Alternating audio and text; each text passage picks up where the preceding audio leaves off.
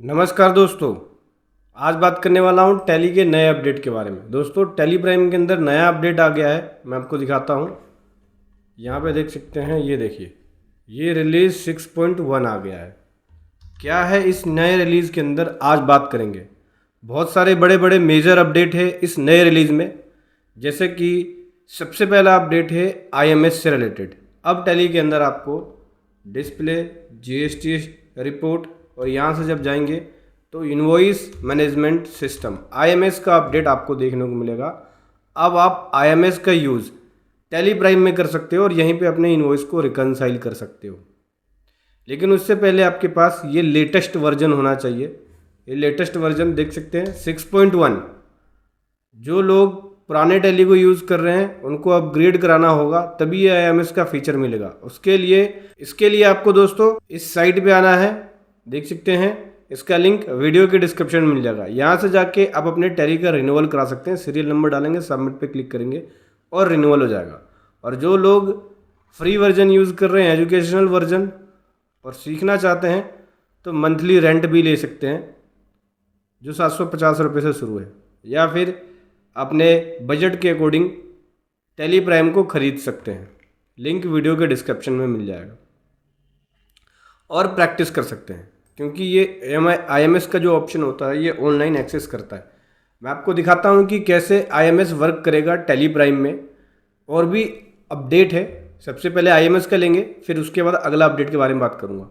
तो IMS में कैसे होगा, IMS में जाएंगे, यहाँ पे देख सकते हैं ये IMS जैसे पोर्टल पे IMS होता है, बिल्कुल उसी हिसाब से है। आपको क्या करना है, एक्सचेंज पे जाना है। एक्सचेंज पे जाने के बाद ऑल GST ऑप्शन पे जाना है और यहाँ से कर लेना है डाउनलोड IMS। डाउनलोड पे क्लिक करोगे, कहता है कि आप डाउनलोड करना चाहते हैं, यस पे क्लिक करेंगे तो पहले तो अपडेट करेगा वाउचर्स को। उसके बाद यहाँ पे हमें यूज़र नेम लिखना होगा। चलिए यूज़र नेम लिख लेता हूँ मैं। यूज़र नेम लिख लिया मैंने। अब OTP पे क्लिक करूँगा, सेंड OTP पे क्लिक करेंगे तो जो OTP आएगा वो यहाँ पे लिखना होगा। चलिए लिख लेते हैं OTP को। ये OTP लिख दिया मैंने, सबमिट पे क्लिक करूँगा तो IMS को डाउनलोड करना शुरू कर देगा। जो टैली है वो IMS में जो जो आपके इनवॉइस आ रहे होंगे वो सारे इनवॉइस को डाउनलोड करना शुरू कर देगा। ठीक है, ओके पे क्लिक कर दिया। देख सकते हैं सक्सेसफुली IMS डाउनलोड हो गया।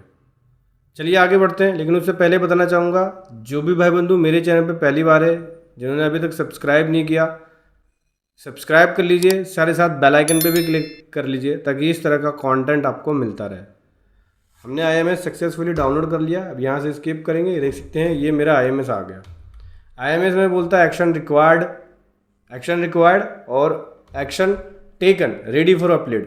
देखो रेडी फॉर जो अपलोड है वो एक्सेप्टेड है। एक्सेप्टेड का मतलब है कि ये इनवॉइस मैच हो गए हैं, रिकनसाइल हो गया है। ये इनवॉइस मैंने जो डाउनलोड किया है ये इनवॉइस रिकनसाइल हो गया। रिकनसाइल का मतलब क्या होता है, रिकनसाइल का मतलब होता है कि ये बुक्स के अंदर भी है और पोर्टल में भी है, तो ये एक्सेप्टेड के अंदर है।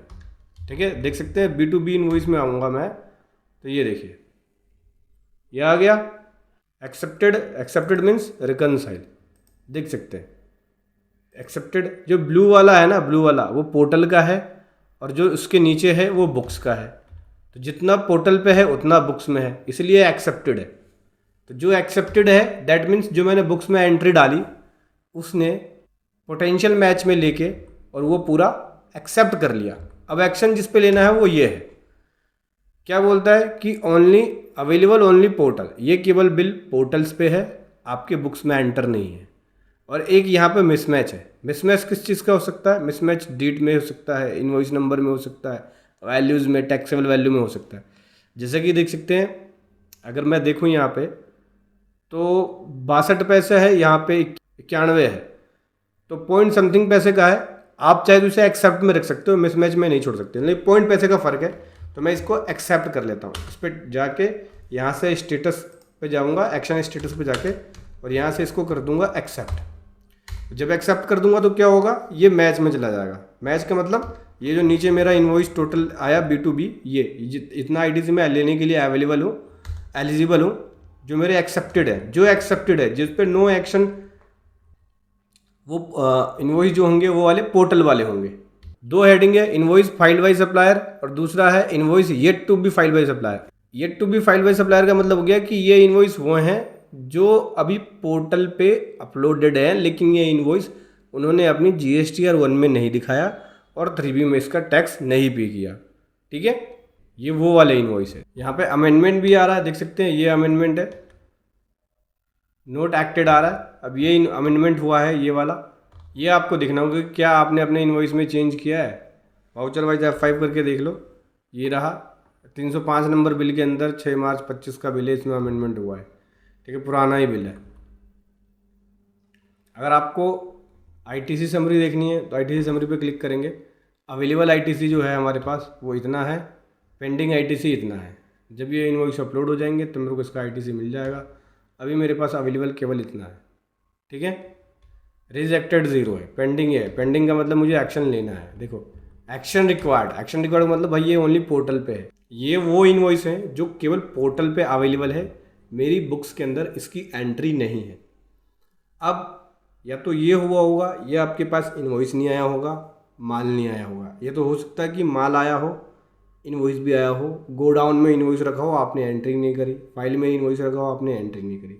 अब आपको ये वाले बिल देखने हैं जो आपने एंट्री नहीं करी। अगर इन बिलों की एंट्री नहीं हुई है तो आपको क्या करना है, इन बिलों की एंट्री करनी है। अदरवाइज आप इनको पेंडिंग में छोड़ सकते हैं। जैसे कि फॉर एग्जांपल के लिए अब मान के चलो कि मेरे पास सारे बिल आएंगे लेकिन ये आशा मेटल का बिल नहीं आएगा मेरे पास, तो मैं क्या काम करूँगा, स्टेटस में जाऊँगा, यहाँ से मैं इसको चेंज करूँगा, इसका स्टेटस सेट एक्शन, ये रहा, यहाँ से एक्शन में जाके मैं इसको पेंडिंग में छोड़ रहा हूँ कि भाई जब मेरे पास ये बिल अभी आएगा नहीं, जब आएगा तब मैं इसको रखूँगा, इसलिए पेंडिंग में छोड़ दिया। ठीक है, ये मेरे पास माल रिसीव नहीं हुआ, ये वो माल जब तक मेरे को देगा नहीं तब तक मैं इसका ITC लूँगा नहीं, तो पेंडिंग में छोड़ दिया। ऐसे ही करके अगर आपके पास ये सारे बिल आ जाते हैं, सबकी एंट्री कर दोगे, जैसी एंट्री कर दोगे आपका मैच हो जाएगा, पोटेंशियल मैच हो जाएगा, इनवॉइस नंबर के अकॉर्डिंग ये मैच हो जाएगा। ठीक है, और एंट्री नहीं करते हो, ये पेंडिंग में ही रहते हैं, छुड़े रहते हैं, तो आपको कुछ नहीं करना, सेलेक्ट करके पेंडिंग में डाल देना है। ये जैसे मैं इसको पेंडिंग में डालूंगा, कैसे होगा स्टेटस चेंज, यहाँ से ये पेंडिंग हो, ये वाले बिल मेरे पास आने वाले नहीं है, या अगले महीने आएंगे, या जब आएंगे तब लूँगा, इसलिए पेंडिंग में छोड़ दिया, वो पेंडिंग में चले गए। ठीक है, ये इनवॉइस फाइल्ड बाय सप्लायर और ये yet to be filed by supplier, अब ये फाइल करना बाकी है। ठीक है, ITC समरी में जाओगे, अवेलेबल ITC मेरे पास इतना है, पेंडिंग मेरे पास इतना है, अवेलेबल ये मिलेगा, पेंडिंग ये मिलेगा। ठीक है, अवेलेबल ओनली बुक्स कौन से हैं, तो इस पर क्लिक करोगे तो देखो ये वाला ITC आपकी केवल बुक्स के अंदर है। रिको व्यू देखना चाहते हो तो यहाँ से वो रिको व्यू दिखेगा आपको, डिफ़ॉल्ट IMS व्यू देखोगे तो डिफ़ॉल्ट IMS व्यू, यहाँ चेंज आपको देखने को मिलेगा। रिकनसाइल इतना हो गया, मिसमैच में ये है, अवेलेबल ओनली पोर्टल इतना है, अवेलेबल ओनली पोर्टल इतना है। ठीक है, ये इस हिसाब से आप अपना व्यू देख सकते हो और इस हिसाब से आप वर्किंग कर सकते हो IMS का यूज़ करके टैली प्राइम में। अब बात करते हैं अगले अपडेट के बारे में। बड़ा ही मेजर अपडेट आया है जो कि MSME के लिए है। इनकम टैक्स जो लोग इनकम टैक्स का ऑडिट कराते हैं उसके लिए भी है, और जो कंपनी है प्राइवेट लिमिटेड कंपनी उसके लिए भी है। MSME की रिपोर्ट के अंदर चेंजेस है, मैं आपको दिखाता हूँ। डिस्प्ले स्टैट्यूटरी, यहाँ से आ जाएंगे MSME रिपोर्ट में। MSME रिपोर्ट में MSME फॉर्म 1, अब यहाँ पे 45 दिन वाला जो रिपोर्ट है देख सकते हैं। Allow credit period 45 days, 45 days जो कि इनकम टैक्स में भी हमें रिपोर्ट करना होता है कि 45 डेज़ के अंदर पेमेंट हुई है या नहीं हुई है। तो देख सकते हैं यहाँ पे पैन वाइज अब आपको रिपोर्ट दिखेगा। पार्टीज विद इनवैलिड पेन और नो पेन, ये वो लेजर्स हैं जो जिसमें पैन नंबर नहीं डाला और ना ही इनवैलिड पेन है, और ये है वो जिसमें पेन नंबर डाला है और वैलिड पेन है। तो यहाँ बोलता है कि पेड बिल्स और आउटस्टैंडिंग बिल्स। पेड बिल्स का मतलब हो गया विद इन द पीरियड, हमने टाइम लिमिट के अंदर ये पेड कर दिया। पेड बिल है, पेड बिल का मतलब है कि 45 डेज़ के अंदर, ये देखो विद इन द पीरियड ये है 45 डेज़ में पेमेंट की, और यहाँ पे आएगा आफ्टर 45 डेज़, यानी पेड बिल अभी तक जितने भी बिल पे हो गए, कुछ बिल ऐसे थे जो 45 दिन में पे हो गया, कुछ बिल ऐसे था जो 45 दिन के बाद पे हुआ है, लेकिन वो पे हुआ है। आउटस्टैंडिंग बिल का मतलब हो गया कि ऐसे बिल जिसकी पेमेंट अभी तक हुई नहीं है, अभी तक आउटस्टैंडिंग है, with in the credit period भी पेमेंट नहीं हुई और आफ्टर क्रेडिट पीरियड भी पेमेंट नहीं हुई, जो कि आउटस्टैंडिंग थे। उस फाइनेंशियल ईयर के अंदर आउटस्टैंडिंग थे। हालांकि ये जो है फॉर्म एमएसएमई 1 की रिपोर्ट जनरेट होती है, ठीक है, प्राइवेट लिमिटेड कंपनी के लिए। तो जो एमएसएमई की जो रिपोर्ट होती है वो हाफ ईयरली जाती है। तो देख सकते हैं अप्रैल 25 से सितंबर 25 है। तो यहाँ से फॉर्म एमएसएमई का जो फॉर्म है एमएसएमई 1 प्राइवेट लिमिटेड कंपनी के लिए वो चेंज हो गया है। वो इसी रिपोर्ट के अकॉर्डिंग ये फॉर्म आएगा, ठीक है। तो आपको इसी रिपोर्ट के अकॉर्डिंग ये फॉर्म एमएसएमई 1 का देना होगा, हाफ ईयरली देना होता है, ठीक है। तो इस प्रकार से आपको रिपोर्ट देखने को मिलेगी। अगर आप ये जैसे कि देख सकते हैं ये पार्टी, अगर इसका आपको पैन नंबर भरना है या लिखना है या वैलिड पैन लिखना है तो यहाँ से कंट्रोल एंटर करोगे, डायरेक्ट पार्टी लेजर पे चले जाओगे। अब आपको यहाँ पे पैन नंबर लिखना होगा। जब पैन नंबर लिख दोगे यहाँ पे तो ऑटोमेटिक वो वैलिड पैन वाइज रिपोर्ट दिखा देगा। कई लोगों का इसके अंदर कोई एंट्री नहीं आ रही होगी, जीरो आ रही होगी, तो आपको करना क्या है, अपडेट पार्टी एमएसएमई डिटेल पे जाना है और यहाँ से सेलेक्ट करना है सन्ड्री क्रेडिटर। ऑल आइटम आ रहा है, इसको हटा लो, सन्ड्री क्रेडिटर, ठीक है। सन्ड्री क्रेडिटर ऑल आ गए। अब इसमें जिस भी क्रेडिटर को आप ऐड करना चाहते हो उसकी डिटेल्स को आपको यहाँ पे अपडेट करना पड़ेगा। फॉर एग्जांपल के लिए मान ये बालाजी टेम्पो वाले को मैं इसमें लाना चाहता हूँ, तो यहाँ पे मैं अपडेट करूँगा कि माइक्रो है, स्मॉल है, क्या है, उसका एमएसएमई नंबर, ये सब भरूँगा। तो जब ये भरूँगा तभी मेरे को उस रिपोर्ट के अंदर एमएसएमई 1 में जाऊँगा तब दिखाई देगा। कोई उसका पेंडिंग नहीं है ना, अगर पेंडिंग होता तो देखने को मिलता, पेंडिंग है ही ना, कोई भी बिल पेंडिंग नहीं है। जब अमाउंट पेंडिंग नहीं है, जीरो है लेजर के अंदर, तो क्या आप देखोगे? लेजर वाइज देखना है तो लेजर वाइज रिपोर्ट देख सकते हो, वो यहाँ पे दिखा देगा, लेकिन उसका अमाउंट ही पेंडिंग है। देखो लेजर वाइज दिखा रहा है भाई, लेजर वाइज ये बिल पेंडिंग से, लेजर वाइज आपका आ गया। देखो ये बिल के अकॉर्डिंग बिल वाइज। और देखो ये जो रिपोर्ट है जब आप बिल वाइज सेट करोगे तभी ये रिपोर्ट प्रॉपर आएगी। यानी जो पेमेंट कर रहे हो आपको बिल वाइज करनी है पेमेंट, तभी ये रिपोर्ट आएगी। अगर आप ऑन अकाउंट न्यू रेफरेंस में जाके पेमेंट कर रहे हो तो उसकी रिपोर्ट नहीं जनरेट होगी। यहाँ पे केवल बिल वाइज पेमेंट के केस में ही ये रिपोर्ट जनरेट होगी प्रॉपर।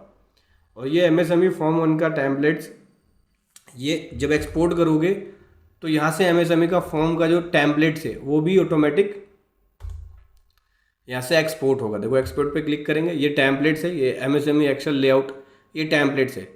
कॉन्फ़िगरेशन में जाके आपको टेम्पलेट डाउनलोड करके और उस टेम्पलेट्स की लोकेशन को देना है, तभी ये अपडेट करेगा उसको, उस टेम्पलेट्स को अपडेट करेगा, ठीक है, जो एमसीए की साइट पे अपलोड होगी। तो जितने भी सीए हैं, कंपनी सेक्रेटरी हैं, उनको बहुत हेल्प मिलेगी इस रिपोर्ट के जरिए, क्योंकि ज़्यादातर लोग टैली यूज़ कर रहे हैं और इससे उनकी रिपोर्ट एमएसएमई फॉर्म 1 की तुरंत बन जाएगी।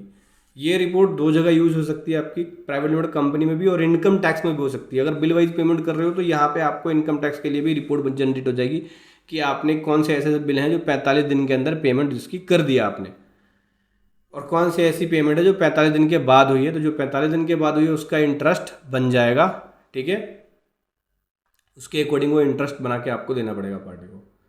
और आउटस्टैंडिंग बिल अभी तक है तो उसकी रिपोर्ट भी यहाँ पर बन जाएगी। तो इनकम टैक्स के अंदर और एमसीए जो कंपनी की एमएसएमई फॉर्म 1 की रिटर्न जाएगी उसके अंदर भी ये काम आएगी, दोनों जगह काम आ जाएगी आपकी ये रिपोर्ट, ठीक है। तो ये बड़ा अपडेट आपको देखने को मिलेगा इस नए वर्जन में, टैली प्राइम का रिलीज 6.1 में। वीडियो कैसी लगी ज़रूर बताएं। Thank you so much. जय हिंद, वंदे मातरम।